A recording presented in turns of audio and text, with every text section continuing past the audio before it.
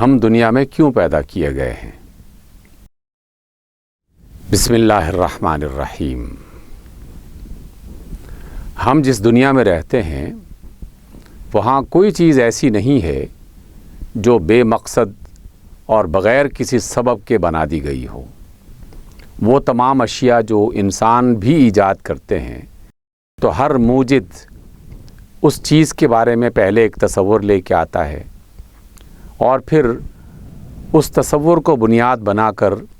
اس شے میں ایسی تمام خوبیاں رکھ دیتا ہے جس کی وجہ سے وہ کام پورا کیا جا سکتا ہو۔ ہم سائنس کی دنیا میں موبائل سے لے کر اور میزائل تک جو چیز بھی بناتے ہیں اس کا کوئی نہ کوئی مقصد ہوا کرتا ہے۔ ایک معمولی سا برتن، ایک معمولی سا جوتا، ایک معمولی سی شے، کوئی چیز ایسی نہیں ہے کہ جسے بنایا گیا ہو اور اس کا کوئی مقصد وجود نہ ہو۔ اور وہ تمام مخلوقات کہ جسے اللہ رب العزت نے بنایا ہے ان کے بارے میں بھی کم و بیشتر لوگ جانتے ہیں کہ اس میں سے ہر ایک چیز کسی نہ کسی خاص مقصد کے لیے بنائی گئی ہے۔ چاند اور سورج کے اپنے مقاصد ہیں، بادلوں اور ہواؤں کے بارے میں سب جانتے ہیں کہ یہ کیا کام کرتے ہیں، پہاڑ زمین پر کیوں گاڑ دیے گئے ہیں، زمین پر جو مختلف قسم کی فصلیں اور اگتی ہیں اور جو موسم بدلتے ہیں ان سب کے بارے میں آگاہی کچھ ہو چکی اور کچھ وقت کے ساتھ ساتھ انسان آگاہی حاصل کر رہا ہے اور بالآخر اسے اندازہ ہو رہا ہے کہ یہ پتنگا، یہ کیڑا مکوڑا، یہ درخت، یہ جڑی بوٹی اور یہاں سے لے کر کہکشاؤں تک جن جن چیزوں کے بارے میں بھی اس کو معلومات مل رہی ہیں وہ یہ جاننے میں کامیاب ہو رہا ہے کہ کون سی چیز کس مقصد کے لیے بنائی گئی ہے۔ لیکن کیسی ستم ظریفی ہے کہ انسان جہان بھر کی اشیاء کے بارے میں سوچتا بھی رہتا ہے، تحقیق بھی کرتا رہتا ہے، مطالعہ بھی کرتا رہتا ہے، سوال و جواب اور بحث مباحثہ بھی کرتا رہتا ہے، لیکن ایک بڑی تعداد دنیا میں ایسی ہے جس نے اپنے بارے میں کبھی یہ سوچا ہی نہیں ہے کہ وہ انسان اس دنیا میں کیوں پیدا کیا گیا ہے۔ ایک بڑی تعداد ایسی ہے کہ جو بس زمین میں پیدا ہو گئی، پھر اس کے بعد اس نے کھانا پینا شروع کر دیا، آہستہ آہستہ بڑا ہو گیا، پھر اس نے کوئی کاروبار شروع کر دیا، پھر اس کی شادی ہو گئی، پھر ایک گھر بسا کے بال بچے بن گئے اور اسی طریقے سے ایک نسل کے بعد دوسری نسل تیار ہوتی ہے اور ایک نسل کے بعد پہلی نسل جو ہے وہ ختم ہو جاتی ہے۔ کیا انسان بھی چرند پرند کی طرح دنیا میں کھانے پینے، سونے جاگنے اور آل اولاد پیدا کرنے کے لیے پیدا کیا گیا ہے؟ اگر یہ سوال اپنے آپ سے نہیں پوچھا تو ضرور پوچھئے۔ انسان کو دیگر مخلوقات کے مقابلے میں جو معزز بنایا گیا ہے، جو محترم بنایا گیا ہے، آخر کوئی نہ کوئی وجہ تو اس کی ہوگی۔ اس کے بارے میں مختلف دانشوروں نے، فلسفیوں نے اور اہل علم نے اپنے اپنے انداز میں بہت کچھ کہا ہے اور آئندہ بھی کہتے رہیں گے، لیکن کیا یہ انداز سب سے زیادہ اچھا نہیں ہے کہ جو جس چیز کا موجد ہو، بنانے والا ہو، خود اسی سے پوچھا جائے کہ اس نے وہ چیز کیوں بنائی ہے؟ ہمارا ایمان ہے کہ ہم اس دنیا میں خود بخود نہیں بن گئے، بلکہ ہمارا ایک خالق ہے جسے دنیا کی بڑی تعداد مانتی ہے، تسلیم کرتی ہے، جسے اللہ کہا جاتا ہے۔ غالب اکثریت دنیا میں رہنے والے انسانوں کی وہ اس ایمان کو قبول کر چکی ہے کہ ایک اللہ اس کائنات کا خالق اور مالک ہے اور ہم بھی اسی کی مخلوق ہیں۔ تو پھر سب سے بہتر طریقہ کیا یہ نہیں ہوگا کہ ہم اللہ تعالیٰ ہی سے پوچھیں کہ اس نے ہمیں کیوں بنایا ہے؟ جب ہم اللہ سے پوچھتے ہیں تو اللہ تعالیٰ اس کا جواب یہ دیتا ہے کہ میں نے جنات کو اور انسانوں کو صرف اور صرف عبادت کے لیے بنایا ہے۔ صرف اور صرف کا جو لفظ ہے یہ باقاعدہ اس آیت کے ترجمے میں آ جاتا ہے۔ اللہ کا فرمان ہے وَمَا خَلَقْتُ الْجِنَّ وَالْإِنسَ إِلَّا لِيَعْبُدُونَ، کہ میں نے انسان اور جنات کو صرف اور صرف عبادت کے لیے تخلیق کیا ہے۔ صرف اور صرف کا معنی جاننے کے لیے ہم بہت ساری باتوں پر غور کر سکتے ہیں۔ آپ کسی کو ملازم رکھیں اور کہیں کہ بھئی تم گھر کے چوکیدار ہو، تمہارا کام یہ ہے کہ تم نے دروازے پہ کھڑا ہو کے ہر آنے جانے والے شخص پہ نظر رکھنی ہے، اور اس گھر میں یا اس دفتر میں یا اس عمارت میں جو کچھ بھی آنے جانے والی چیز ہو اس کو تم نے اپنی نگرانی میں رکھنا ہے، اور اگر کوئی بغیر کسی اجازت کے اندر داخل ہونے کی کوشش کرے تو تم نے اسے روکنا ہے۔ اس چوکیدار کا ایک کام متعین کر دیا جاتا ہے، اور پھر اگر کوئی کوتاہی ہو جائے، کوئی غلطی ہو جائے تو اس سے پھر پوچھا جاتا ہے۔ اگر اس کے جواب میں وہ چوکیدار یہ کہنا شروع کر دے کہ میں نے تو فلاں کام کرنا شروع کر دیا تھا، پنکھا خراب تھا میں نے وہ درست کرنا شروع کر دیا تھا، بلب خراب تھا میں نے وہ ٹھیک کرنا شروع کر دیا تھا، دروازہ ٹوٹا تھا میں اس کو ٹھیک کرنے میں مصروف ہو گیا تھا، گھر کا فلاں بندہ بیمار تھا میں اس کو جو ہے وہ ڈاکٹر کے پاس لے گیا تھا، تو اس کے جواب میں یہ کہا جائے گا کہ بھئی تمہاری ذمہ داری ان تمام کاموں میں سے کسی ایک کام کی بھی نہیں تھی، تمہاری صرف ایک ہی ذمہ داری تھی کہ تم نے گھر کے دروازے پہ کھڑا ہو کر چوکیداری کرنی ہے، اور اس بات کو دیکھنا ہے کہ کون اندر آ رہا ہے اور کون جا رہا ہے۔ بغیر اجازت کے کسی کو آنے کی تم نے اجازت نہیں دینی، اور اسی طریقے سے تم نے اپنی چوکیداری کے عمل کو پورا کرنا ہے۔ یہی صورتحال دیگر تمام شعبوں میں کام کرنے والے افراد کے ساتھ بھی جو ہے وہ ہم اختیار کرتے ہیں۔ ایک ڈاکٹر کی ایک ذمہ داری ہے کہ اس نے مریضوں کا علاج کرنا ہے، ایک انجینئر کی ذمہ داری ہے کہ اس نے عمارتیں بنانی ہیں، یا جس میدان کا وہ انجینئر ہے اس نے اس چیز کے بارے میں اپنی مہارت کو کام میں لانا ہے اور وہ کام کرنا ہے۔ ایک استاد نے پڑھانا ہے، ایک تاجر نے تجارت کرنا ہے۔ تو ہر ایک شخص نے جو کام متعین کر لیا اپنے لیے، یا جس ادارے میں وہ گیا ہے اور اس ادارے نے اس کی جو ڈیوٹی لگا دی، اس کو وہ ذمہ داری پوری کرنی چاہیے۔ اور اگر وہ اپنی ذمہ داری اور ڈیوٹی کو چھوڑ کر کوئی اور کام کرنا شروع کر دے تو ادارہ اسے یہ کہہ سکتا ہے کہ تمہیں تو صرف اور صرف اس کام کے لیے یہاں پر رکھا گیا تھا، تمہیں کسی اور کام کے بارے میں توجہ نہیں دینی چاہیے تھی۔ اللہ نے انسان کے بارے میں جب یہ فرمایا کہ میں نے انسانوں اور جنات کو صرف اور صرف عبادت کے لیے تخلیق کیا ہے، تو یہاں ایک بہت بڑی مشکل پیش آ جاتی ہے، کیونکہ ہم اپنے معاشرے میں جب بھی کبھی عبادت کا تصور اپنے ذہن میں لے کے آتے ہیں تو پھر چند کام فوراً سامنے آ جاتے ہیں۔ کوئی شخص نماز پڑھ رہا ہو تو ہم کہتے ہیں کہ یہ بندہ عبادت کر رہا ہے، کوئی قرآن مجید کی تلاوت کر رہا ہو تو ہم کہتے ہیں کہ یہ عبادت کر رہا ہے، کسی کے ہاتھ میں تسبیح ہے اور وہ تسبیح کے دانے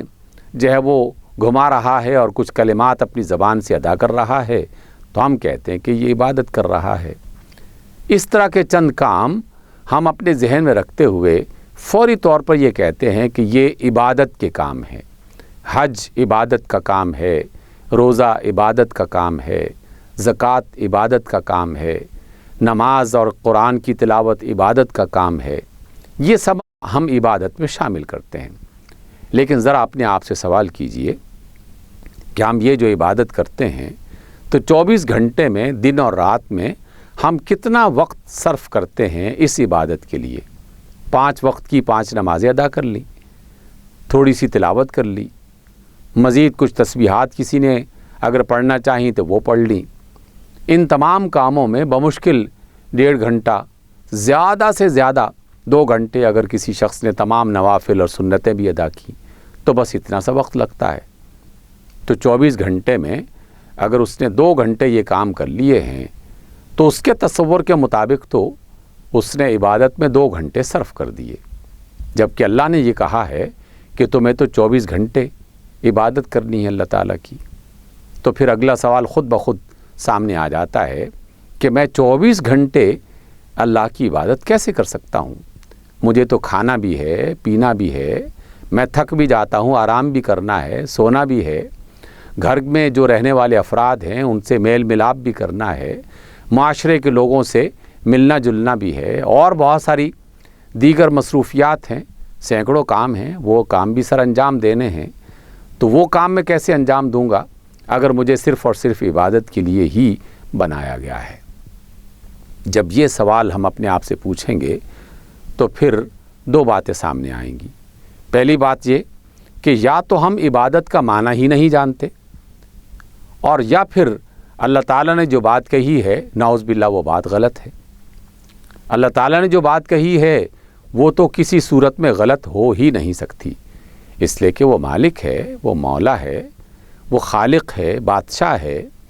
اگر وہی غلط کرے گا تو پھر اور کون صحیح کرے گا؟ اس لیے اس نے تو جو کہا ہے وہ بالکل ٹھیک کہا ہے۔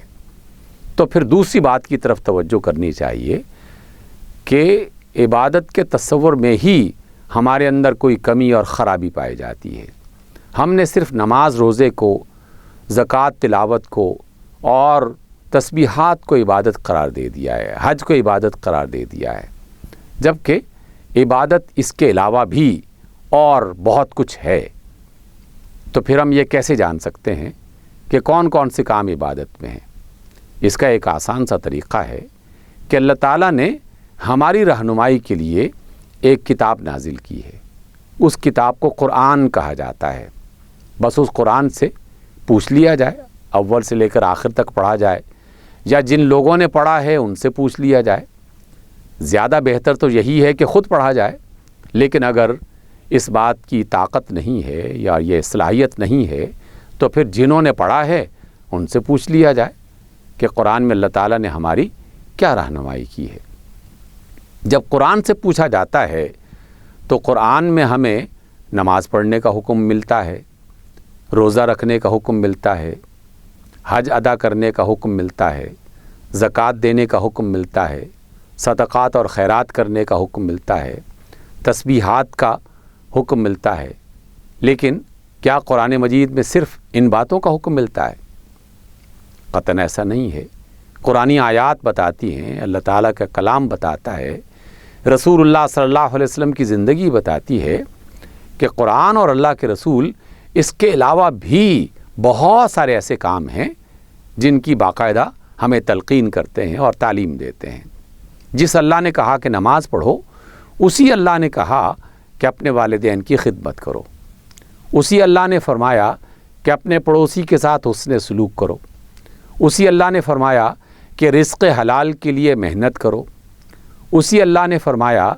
کہ رزق حاصل کرنے میں کوئی زیادتی نہ کرو، کوئی ظلم نہ کرو، کسی انسانی جان کو بلکہ کسی حیوانی جان کو بھی بغیر کسی وجہ سے اذیت نہ پہنچاؤ، قتل نہ کرو، کسی کا مال نہ چھینو، کسی پر تہمت لگا کر اس کی عزت کو نقصان نہ پہنچاؤ۔ تو اسی اللہ نے ہمیں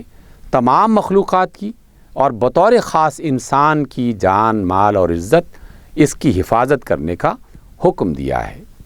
اس کے علاوہ بہت سارے ایسے کام ہیں جن کے بارے میں اللہ نے فرمایا کہ تمہیں یہ نہیں کرنا، یہ نہیں کرنا، یہ نہیں کرنا۔ تو یہ جو کام کرنے ہیں اور جو کام نہیں کرنے، ان کی تفصیلات کو قرآن مجید کے ذریعے سے ہمیں جاننا چاہیے۔ تو جس نے بھی اللہ رب العزت کی اطاعت کی اور اس کے حکم کے سامنے اپنا سر جھکا لیا اور یہ کام اس نے پوری چاہت کے ساتھ کیا، محبت کے ساتھ کیا اور بغیر کسی پریشانی کے کیا، اس کو مجبوراً اور اس میں دل پر ایک بوجھ رکھتے ہوئے نہیں کیا، بلکہ اس کو چاہت کے ساتھ اور محبت کے ساتھ کیا، تو وہ کام اس کے لیے عبادت بن جاتا ہے۔ نماز اس لیے عبادت ہے کہ اللہ تعالیٰ نے یہ فرمایا ہے کہ تم نے 5 اوقات میں پورے اخلاص کے ساتھ اور پوری اچھی نیت کے ساتھ میرے سامنے قیام کرنا ہے، رکوع کرنا ہے، سجدہ کرنا ہے۔ ہم نے اللہ کے حکم کی بات مانی اور اللہ تعالیٰ کے حکم کی اطاعت کی۔ اس اطاعت کی وجہ سے اور اس چاہت کی وجہ سے یہ کام عبادت بن گیا۔ بالکل اسی طریقے سے جو شخص بھی اپنے والدین کی خدمت کرتا ہے، رزق حلال کے لیے محنت کرتا ہے، انسانوں کے ساتھ اچھا سلوک کرتا ہے، جانوروں کے ساتھ اچھا سلوک کرتا ہے، اپنے پڑوسیوں کے ساتھ بہتر معاملہ کرتا ہے، لین دین میں دھوکہ نہیں کرتا،